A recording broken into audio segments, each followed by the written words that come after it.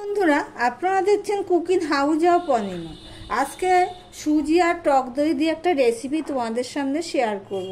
তার জন্য আমি 1 বাটি সুজি নিয়ে নিয়েছি, তার সাথে নিয়ে নিয়েছি 1/2 বাটি টক দই।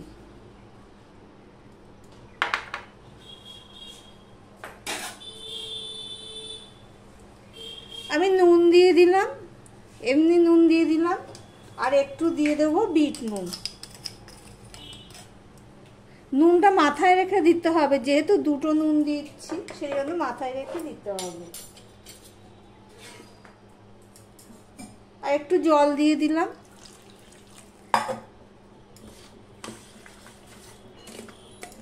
এটা ভালো করে আমি মিশিয়ে নেব।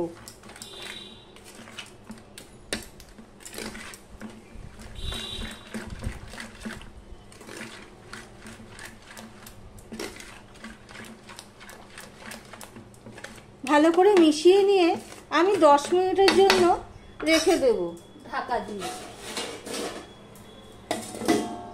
10 মিনিট পর চলে আসলাম।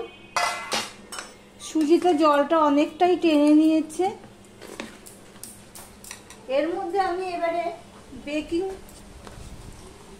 পাউডার দিয়ে দিলাম। তোমরা চাইলে ইনো দিতে পারো, অনেকে ইনো দেয়।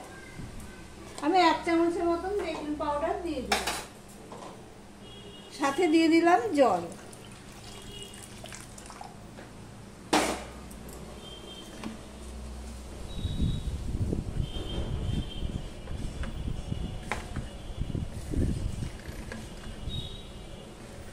আমার ঠিক এরকম হবে, বেশি পাতলাও করব না, বেশি মোটাও করব না, ঠিক এরকম হবে।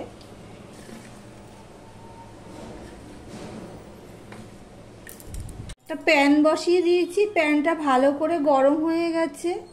সামান্য একটু তেল দিয়ে দিলাম।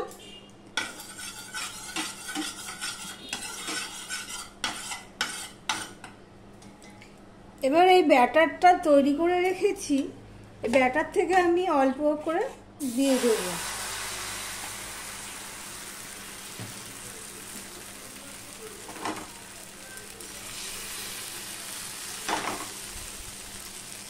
দেখো, অসংখ্য ছিদ্রযুক্ত জালিয়াত তৈরি হয়ে গেছে।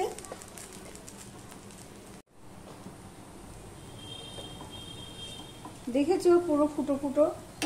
এবারে আমি এটা চারিদিকে খুন্তি দিয়ে এইভাবে করে দেব। নিয়ে এই পিঠটা আমি একটু ছেঁকে নেব। কম তেলে সুন্দর একটা হেলদি রেসিপি চটজলদি তৈরি করা যায়, যদি ঘরে একটু টক দই আর সুজি থাকে। এটা একটা তরকারির সাথেও খেতে পারো, আবার সসের সাথেও খেতে পারো। প্রথমে এইভাবে তুলে নেবে সাইডটুকু দিয়ে, তারপরে উপরে আরেকটু তেল দিয়ে নেবে।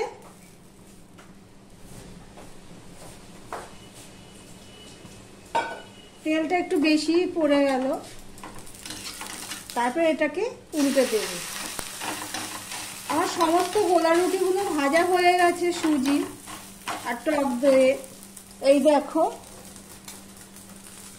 ভিডিওটি আজকের মতো এখানেই শেষ করলাম।